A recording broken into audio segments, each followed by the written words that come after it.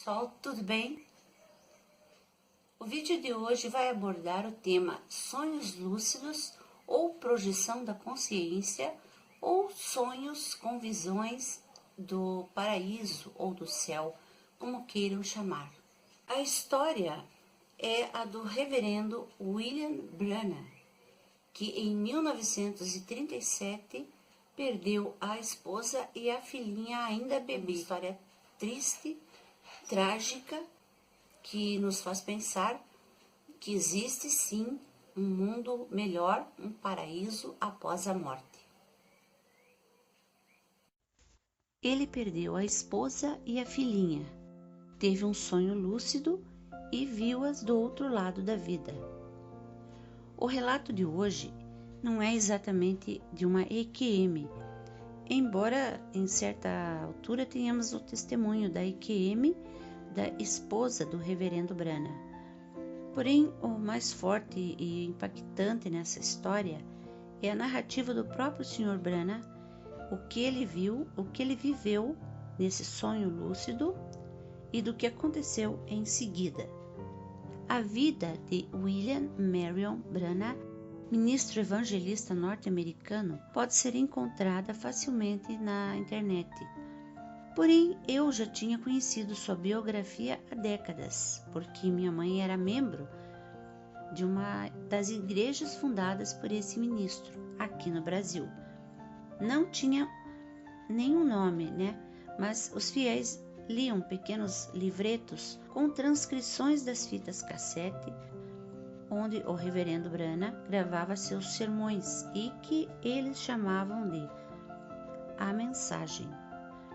William Branham nasceu de pais muito pobres em uma cabana na pequena Burkesville em abril de 1909, tendo falecido em Amarillo em dezembro de 1965.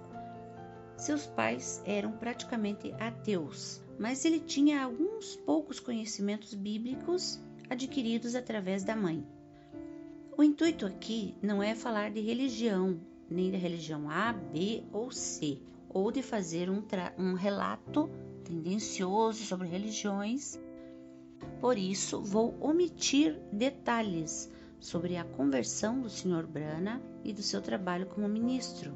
Vou focar mais no trecho da sua vida que impressiona, a sua visão do mundo além túmulo e dos impactos do que ele viveu após a morte da esposa.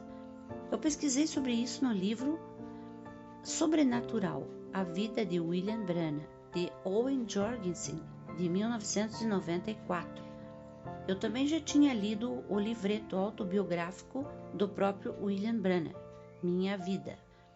Segundo as biografias e vários relatos transcritos e traduzidos pelo mundo, Bill Branham conheceu a jovem Hope Brambach numa igreja batista em 1933.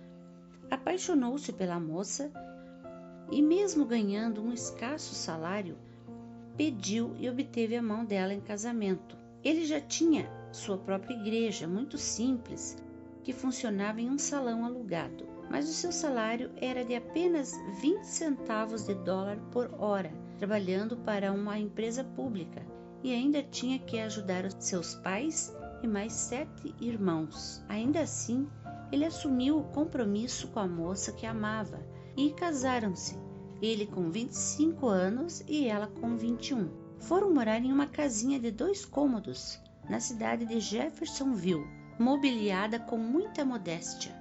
Um dos sonhos de Bill e Hope era adquirir uma cadeira almofadada onde eles pudessem se sentar quando chegassem do trabalho cansados. Certa vez juntaram o dinheiro que eles tinham e foram em uma loja de móveis onde compraram à prestação uma cadeira estofada da marca Morris.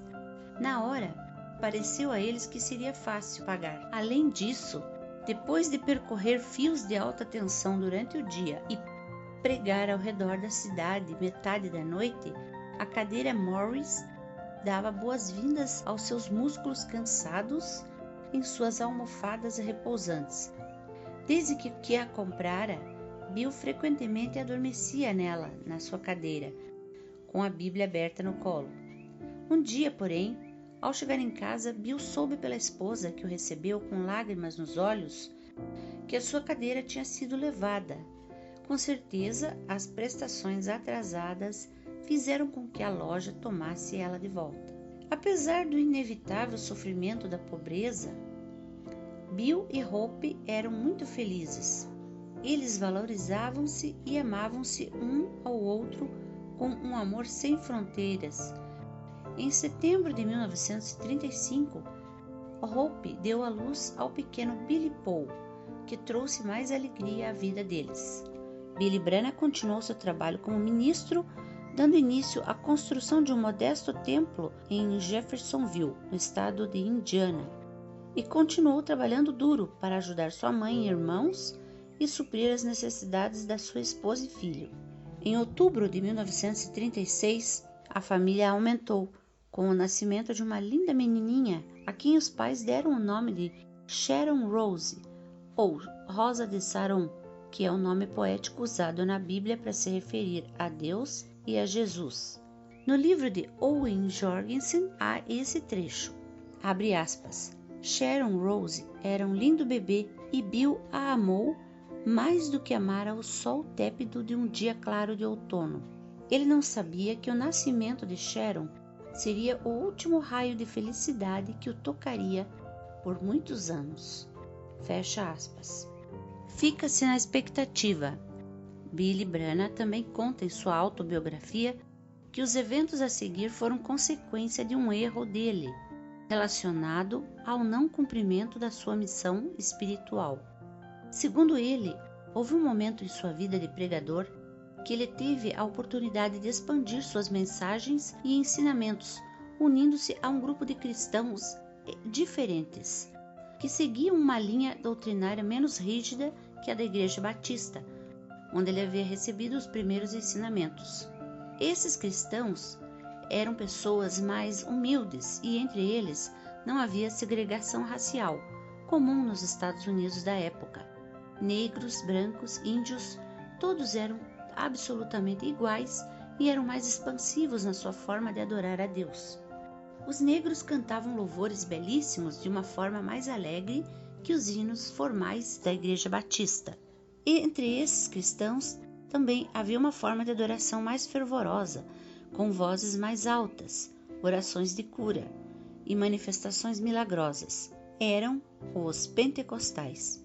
Porém, Billy, quando sentiu no coração que devia ir até essas cidades e juntar-se a essas pessoas, ele foi repreendido pela sua sogra, que o proibiu de, entre aspas, levar sua filha para o meio daquela gente doida, daquele lixo que tinha sido expulso das igrejas decentes.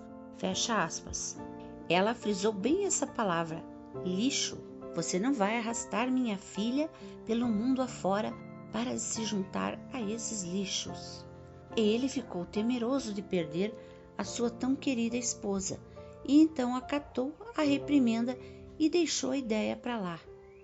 O que aconteceu pouco tempo após o nascimento da pequena Sharon, porém, lhe voltou à mente.